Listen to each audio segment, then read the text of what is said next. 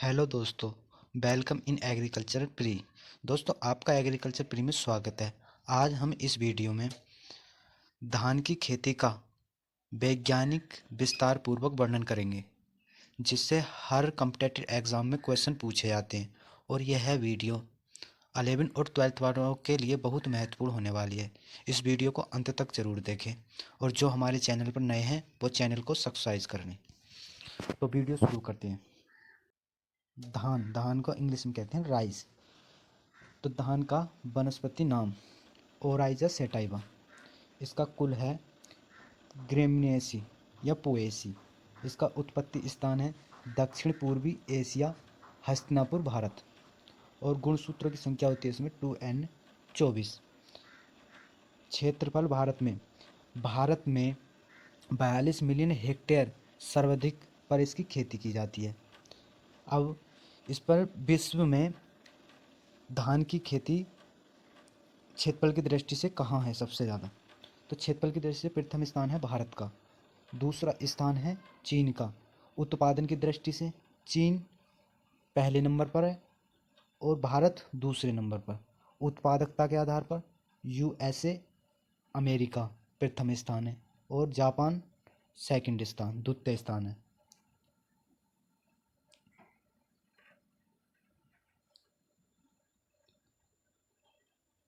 बात करते हैं अनुसंधान संस्था रिसर्च इंस्टीट्यूट। नंबर 1 CRRI केंद्रीय चावल अनुसंधान संस्था, जो कटक में है, उड़ीसा। नंबर 2 IRRI अंतर्राष्ट्रीय चावल अनुसंधान संस्था, जो फिलीपींस में है, मनीला राज्य में। नंबर 3 मध्य प्रदेश क्षेत्रीय चावल अनुसंधान संस्था, जो बड़वानी में, मध्य प्रदेश में है। भारत में धान का क्षेत्रफल, उत्पादन एवं उत्पादकता। क्षेत्रफल की दृष्टि से पश्चिम बंगाल पहले नंबर पर है और दूसरे नंबर पर उत्तर प्रदेश। और उत्पादन की दृष्टि से पश्चिम बंगाल पहले नंबर पर, उत्तर प्रदेश दूसरे नंबर पर। और उत्पादकता के अनुसार है पंजाब फर्स्ट नंबर पर। पहले कुछ इसके इम्पोर्टेंट पॉइंट बात करते हैं। नंबर 1 धान भारतीय जनसंख्या की स्टेपल फूड है, मतलब खाद्यान्न फसल है। नंबर 2 सर्वाधिक संकर धान की खेती चीन में की जाती है। नंबर 3 विश्व में सर्वाधिक धान का उत्पादन एवं उपभोग एशिया में लगभग 90% किया जाता है, 90% किया जाता है। और नंबर 4 धान का पौधा सबसे अधिक पानी चाहने वाला पौधा है और 1 किलो दाना बनाने के लिए 5000 लीटर पानी की आवश्यकता होती है। अन्य अनाजों की तुलना के अनुसार 10 गुना अधिक होती है। और नंबर 5 धान में उपस्थिति प्रोटीन ओराइजा जीनिया होती है। और नंबर 6 धान में पॉलिश की प्रतिशत मात्रा होती है 2%। 2% मात्रा होती है। और अब बात करते हैं धान की प्रजातियां। ओराइजा वंश में 24 प्रजातियां आती हैं, जिनमें 2 की देखी जाती हैं, जो निम्न हैं। ओराइजा सेटाइवा इंडिका भारत में, जापोनिया जापान में, जावानिका जिसे बेलू भी कहते हैं इंडोनेशिया में, और ओराइजा ग्वेरिमा और अफ्रीका पश्चिमी अफ्रीका में।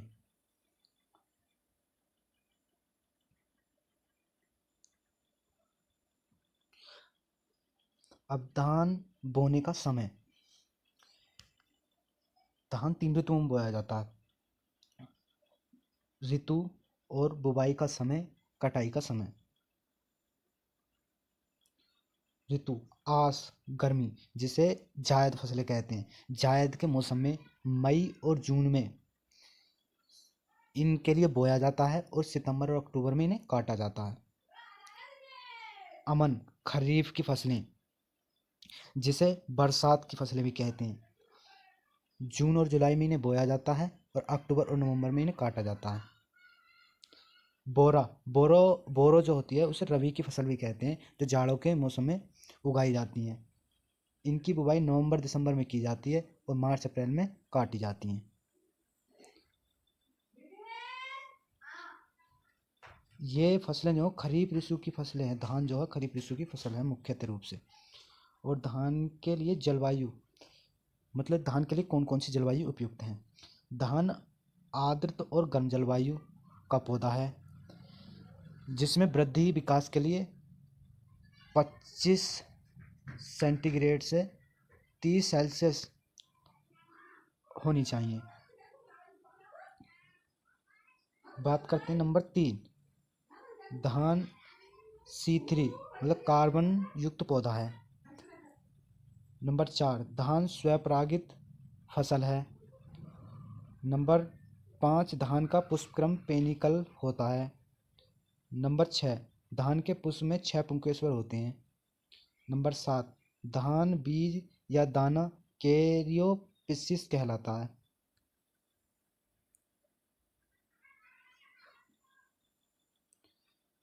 नंबर 8, धान के दाने बीज लेमा या पेलियाना पाया जाता है। इन्हें एक साथ हल कहते हैं। इसे हटाने की क्रिया को हर्लिंग कहते हैं। नंबर 9, धान के हर्लिंग प्रतिशत 66% होती है। और नंबर 10, धान की खेती के लिए भूमि का पीएच मान 5.5 से 6.5 होना चाहिए। धान की बीज दर, सीधी बुवाई बिखेर कर जो की जाती है उसमें 100 किलोग्राम प्रति हेक्टेयर, और डिबलर या ड्रिलिंग द्वारा 60 केजी प्रति हेक्टेयर, और डेपोक विधि द्वारा 1.5 मतलब 1.5 से 3 किलोमीटर पर स्क्वायर में। नंबर 4, पद्धति मार्ग साकर पद्धति में 7.5 किलोग्राम प्रति हेक्टेयर। धान की नर्सरी तैयार करने की विधियाँ। नंबर 1, डेपोक विधि। नंबर 2, श्री विधि। नंबर 3, भीगी विधि। तो नंबर 1, डेपोक विधि। डेपोक विधि। नंबर 1, इस विधि का आविष्कार फिलीपींस के मनीला में हुआ था। नंबर 2, इस विधि में धान के पौधे 12 दिन में खेत में रोपने योग्य हो जाते हैं, मतलब 12 दिन में इन्हीं के लिए लगा दिया जाता है खेत में, एक स्थान से दूसरे स्थान पर रोपने योग्य। नंबर 3, इस विधि में नर्सरी मृदा रहित होती है। नंबर 4, 1 हेक्टेयर खेत के लिए 40 से 50 मीटर वर्ग स्क्वायर नर्सरी चाहिए। नंबर 2, श्री विधि। इस विधि का आविष्कार मेडागास्कर में किया गया, इसलिए इसे मेडागास्कर पद्धति भी कहते हैं। नंबर 2, 1980 में एस.जे. हेनरी डी लेले ने इस विधि को विकसित किया। नंबर 3, पौधे रोपण के समय पौधे की उम्र 8 से 10 दिन होती है, मतलब इस विधि में 8 से 10 दिन के पौधे को लगा दिया जाता है, रोपणे योग्य हो जाता है। नंबर 4, इस विधि में भारत में सबसे पहले टी.एन.ए.यू ने अपनाया था। नंबर 3, भीगी विधि।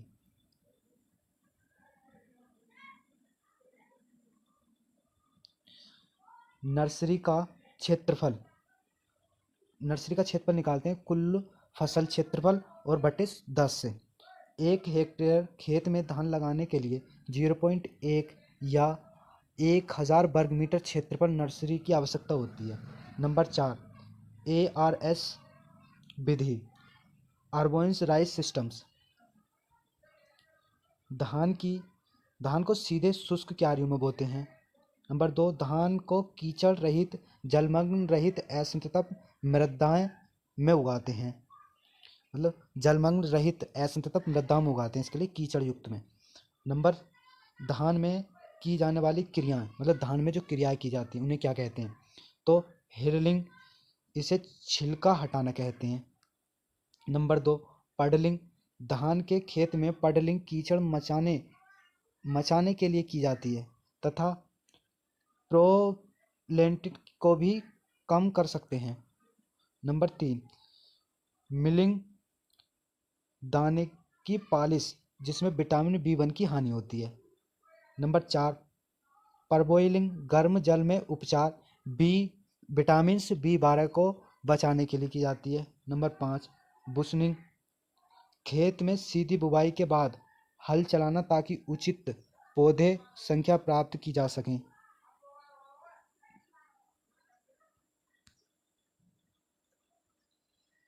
उर्वरक प्रबंधक, धान के लिए एनपीके की मात्रा 120 नाइट्रोजन, 60 फास्फोरस और के पोटास किलोग्राम प्रति हेक्टेयर की आवश्यकता होती है। नंबर 2, धान में सर्वाधिक उपयोग होने वाले उर्वरक अमोनियम सल्फेट, और धान का पौधा नाइट्रोजन का अमोनी रूप में ग्रहण करता है। नंबर 4, अमोनियम सल्फेट को लीचिंग के द्वारा हानि होती है। किसके द्वारा? लीचिंग के द्वारा। नंबर 5, धान के खेत में उर्वरक उपापचय क्षेत्र में दिया जाता है। नंबर 6, धान के खेत में मेथेन गैस निकलती है, CH4। नंबर 7, धान के पौधे में एनेराकाइर्मा कोशिका होती है जो श्वसन की काम आती है। नंबर 8, धान की उर्वरक उपयोग क्षमता 30 से 40% होती है। धान में प्रयुक्त जैव उर्वरक। धान में की पूर्ति हेतु प्रयुक्त जैव उर्वरक एजोला, BGA मतलब नील हरित शैवाल। एजोला एक जलीय फलन है जिसकी पत्तियों पर नीले हरे शैवाल पाए जाते हैं। नंबर 2, BGA मतलब नीले हरे शैवाल धान के खेत में प्रति हेक्टेयर 20 से 25 किलोग्राम नाइट्रोजन स्थिरीकरण करते हैं। बात करते हैं धान का खैरा रोग, जिसे खड़िया रोग भी कहते हैं। यह रोग जिंक की कमी के कारण होता है। नंबर 2, यह रोग नर्सरी अवस्था में अधिक प्रभावित होता है। नंबर 3, रोग में पत्तियों का शीर्ष सूखना प्रारंभ होता है। इसकी पत्तियां पीली पड़कर सूख जाती हैं। नंबर 4, इसकी खोज युवल लॉन्ग नेला ने 1966 में पंतनगर में की थी। नंबर 7, इसके नियंत्रण के लिए 0.5% जिंक सल्फेट का पड़ंत छिड़काव करना चाहिए। नंबर 6, खैरा रोग को आयरन रस्ट भी कहा जाता है। खैरा रोग को आयरन रस्ट भी कहा जाता है। धान का भूरापन, इसका कारण आयरन की विषिक्तता, लोहा विषालुता होता है। धान की फाल्गुना किस्म में यह समस्या नहीं पाई जाती है। सफ़ेद आँखें, यह आयरन की कमी के कारण होती हैं। संकर धान का विकास युवर लॉन्गपिंग द्वारा सर्वप्रथम चीन में 1970 में किया गया था, और संकर धान के जनक भी युवर लॉन्गपिंग को कहा जाता है। संकर धान की सर्वाधिक क्षेत्रफल लगभग 50% चीन में है। संकर धान का क्षेत्रफल भारत में क्षेत्रफल है 2.5% है संकर धान का। भारत में संकर धान सन 1994 में लाया गया था। गोल्डन धान, इसके जनक इंगो पिट्रिकस हैं। इसमें विटामिन बी, कैरोटीन अधिक पाया जाता है, और इसमें विटामिन ए की अधिकता भी पाई जाती है। नंबर 3, यह धान आनुवांशिक रूप से रूपांतरित धान है। बात करते हैं सुपर धान की। सुपर धान का विकास वैज्ञानिक कुशा के द्वारा किया गया है। इसके लिए इन्हें सन 1996 में विश्व खाद्य पुरस्कार भी सम्मानित किया गया है। नंबर 2, लूणी श्री किस्म को सुपर धान भी कहा जाता है। धान में खरपतवार प्रबंध, तो धान के मुख्य खरपतवार साबा, इक्नोक्लोवा, कसगेली तथा जलकुंभी, व तीसरा खरपतवार जंगली धान। धान में प्रयुक्त शाकनाशी प्रोपिनल, स्टाम F34 व ब्यूटाक्लोरो मेवेटी द्रव है। चावल में खुशबू 2 एस्ट्रीटाइल या 1 पायरोलीन के कारण होती है। नंबर 2, बाईसी विधि का संबंध धान से है। इस विधि में बीजों को सूखे खेत में बो दिया जाता है। वे बीज वर्षा होने पर अंकुरित हो जाते हैं। इसे खुरी बुवाई भी कहते हैं। खुरी बुवाई किसे कहते हैं? मतलब जो प्यासी विधि का संबंध धान से है, इस विधि में बीजों को सुखाकर खेतों में बो दिया जाता है, और वे वर्षा होने पर अंकुरित हो जाते हैं, तो उनके लिए खुरी बुवाई कहते हैं।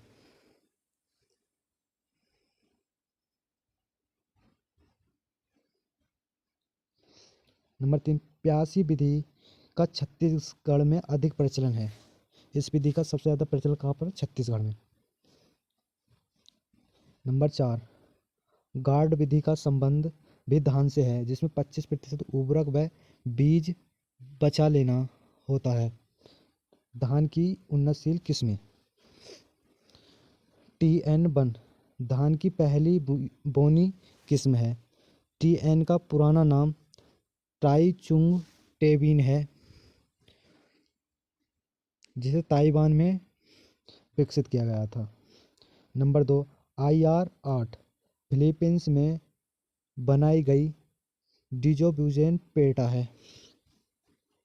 नंबर 3, जया जादुई धान TN1XT 141 भारत की प्रथम अर्धबोनी किस्म है, जो डॉक्टर शास्त्री द्वारा विकसित की गई थी।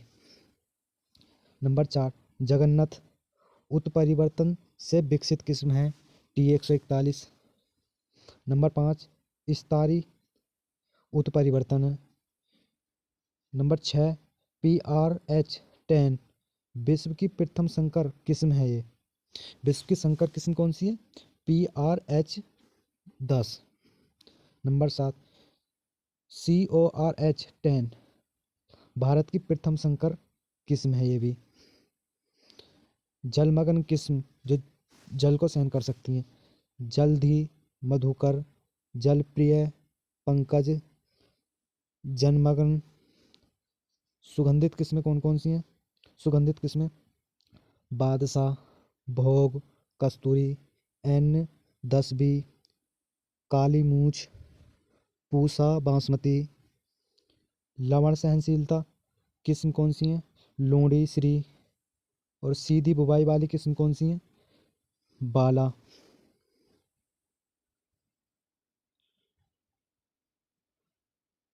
बात करते हैं कुछ अन्य किस्मों की। गोविंद, प्रसाद, पंत धान। 4, सांकेत। 4, कावेरी, IR24, मनहर, कंचन, सुपेरिया, नगीना 22, हंसराज, पूसा, कस्तूरी, किरण, क्रांति, माधवी, जागृति, प्रगति। धान की बीमारियां। धान की झांक, अमीरों का रोग, सियोपाइरी, कुलेरिया, ओराइजा। नंबर 2, पत्ती का भूरा धब्बा रोग, गरीबों का रोग भी कहा जाता है इसे। हेलमिनिया स्थोपीरियम भी कहा जाता है इसे, ओराइजी। नंबर 3, जीवाणु झुलसा, जेंथोमोनस ओराइजी। नंबर 4, खैरा रोग, जिंक की कमी से। नंबर 5,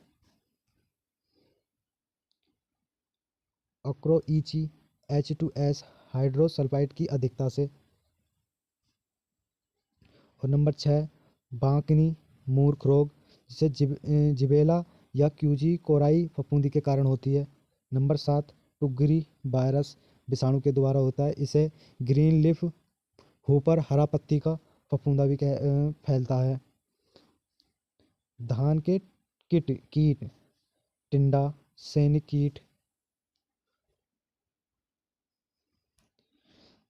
कीट और गंधीवाल धान के पुष्प गुच्छ पर आक्रमण करता है।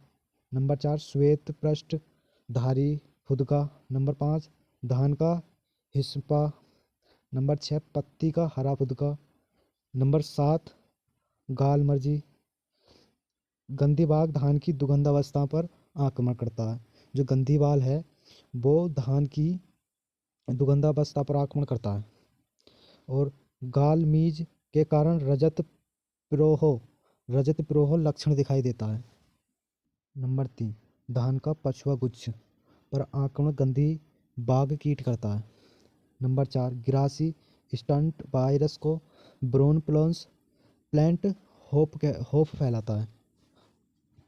कुछ इसके महत्वपूर्ण बिंदु जो परीक्षा में पूछे आते हैं ज़्यादातर। नंबर 1, धान में 2 से 2.5% वसा पाई जाती है। नंबर 2, धान में 6 से 7% प्रोटीन पाई जाती है। नंबर 3, धान के चोकर में 12 से 15% प्रोटीन पाई जाती है। और नंबर 4, धान में हेलिंग प्रतिशत 66% होती है, अर्थात 33% मूसा व 66% चावल प्राप्त होता है। नंबर 5, धान की खेती के लिए उपयुक्त तापमान 30 से 32 सेंटीग्रेड तापमान होता है। नंबर 6, धान की सिंचाई की क्रांतिकारी अवस्था बूटिंग अवस्था, मतलब बाली निकलने के पहले इस अवस्था को सर्वाधिक पानी की आवश्यकता होती है। नंबर 7, धान के बोनेपन के लिए जमावदान जीन डी बूजेन की आवश्यकता होती है। नंबर 8, धान के पौधे की रोपाई 25 से 30 दिन के बाद करते हैं, लेकिन डी डेपोक विधि में 12 दिन में कर देते हैं।